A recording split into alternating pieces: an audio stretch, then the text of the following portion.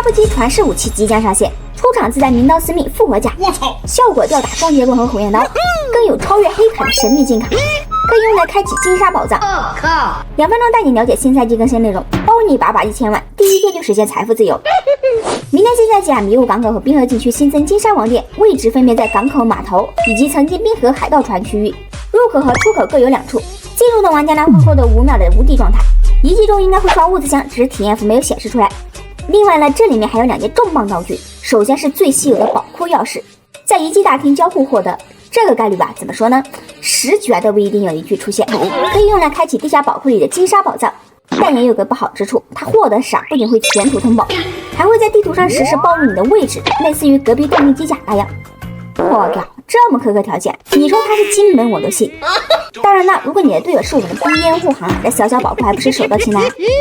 这玩意在仓库的价值显示就是50万，像个黑金卡似的，这开一次岂不是得赚300万大币啊？然后就是网传的传世武装十字刃的地方了，每把固定刷新在遗迹楼上面，效果为可对金沙宝箱发动时间回溯能力，使其回溯到未开启状态，并有概率提升宝箱品质，开出更高价值的变卖物。可惜啊，在地铁里面这把刀的战斗效果没有继承，但是奔将在经典海岛中给大家尝试了一下，这把实战只有一个特殊技能回溯，开启后12秒之内可以进行一次回溯，效果为立马传送到技能开启时的位置。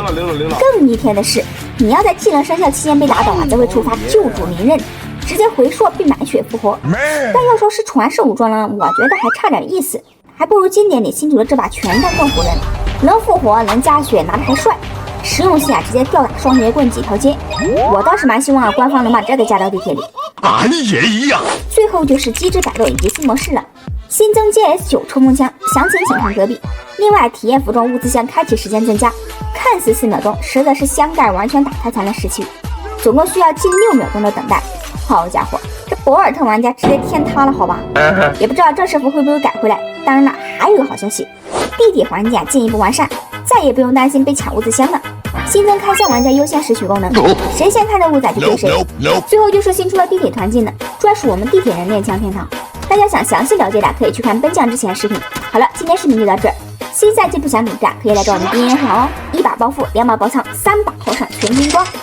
你敢信新赛季的隐藏福利是 PUBG 的启动资金已经暗涨到了300万？1分钟教会你怎么由50万启动资金变成300万。上赛季没赚储蓄的一定要看，学不会你直接喷。正常情况下呢，大家是不是一般都会先打基础图赚装备，再打进阶呢？现在别急啊，先来点看活动，找到这个启昂活动，任务全部特别简单。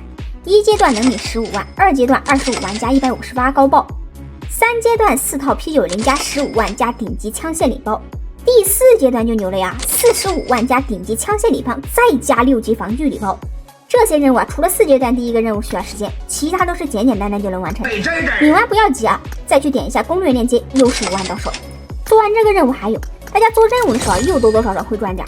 再来点看这个储蓄活动，先把4套 P90领到，再把前面几局获得的储蓄币换成带锁宝箱和加速券，运气不好呢也能开个50万。运气好点来个金枪金甲直接起飞。除此之外呢，PUBG还上线了全新大金变卖物，竟然都在金沙宝库里藏着。10只灵界5重量12万5，10刃之心20重量30万，最逆天的石榴之米竟然价值40万！我操！还有大量的金币和市民日记，这一个宝库起码能顶2-3个黑市，就是刷新率太过稀少，能不能刷到了全凭缘分。另外关于今天的新赛季的打法，奔将也来给还没开荒的一点建议。首先正常的期图奔将不是很推荐，地图上额外物资只有固定刷新的金沙王殿里面能开的大量金沙币，但基本上只有这2复活点能抢到，其他复活点喝汤的机会都没。所以奔将建议凑完战备直接打绝地突围抢金券，赚的钱起码比正常图多1倍。还有更牛叉的，战备都不用凑，直接来找我们逼人啊！金券全归你，1把暴富2把爆仓。最后给大家讲讲其他的改动，方便大家更好开荒。新上线的武器 S99 奔将亲测大法好用，腰射稳太精准，伤害呢也不像和平里那样差，和6套大狙3硬刚都不落下风，建议大家可以尝试一下。接着是 BOSS 的改动，当 BOSS 仇恨值消失后，BOSS 的血量会瞬间回血，这个改动各位嫖仔一定要注意，不然你就会发现啊，你怎么打 BOSS 都一直是满血。最后呢，就是我们 BN 的很多打手都遇到了一个远古打饮料 bug， 只要你在一定距离内打饮料，敌人就能听到，甚至可以直接顺着打饮料的方位来抓你。大家当老鼠的时候一定要注意这个小问题哦。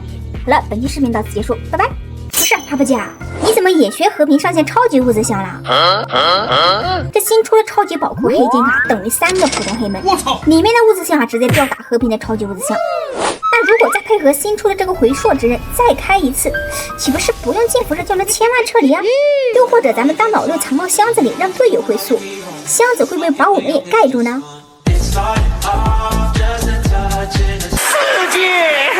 有一说一，这宝库的刷新率是真的感人，几十把才能遇到一把。这把的位置不好，只能截葫芦拿钥匙的。哎，有人拿了，那我们直接去传送点守着，它不炸了。OK， 龙门阵摆起。不好，有同行来了。不是，你们拿钥匙还看上戏了？闭个大，直接一对6套开心身冲脸，看你老不老实。OK， 宝库钥匙到手，现在角色互换，我们成猎物。刚下去就捡人一个。建议官方给这钥匙定义啥了吧，不然属猪玩家根本没机会拿得到，拿到了也开不到。从这一路到宝库全是摆着等着我们。这里本将呢教大家一下拿钥匙被蹲了怎么办，直接把钥匙扔掩体后面，这玩意不能送保险，也不会丢。敌人看到这个钥匙位置肯定会直接去抢，这时候上到了吧小子，可惜队友全献祭了，而且这顿人包里还有好几个狗牌，说明他们在这还打了别的玩家，加上我们遇到了差不多共有5队人在抢这个钥匙。简直是地狱难度。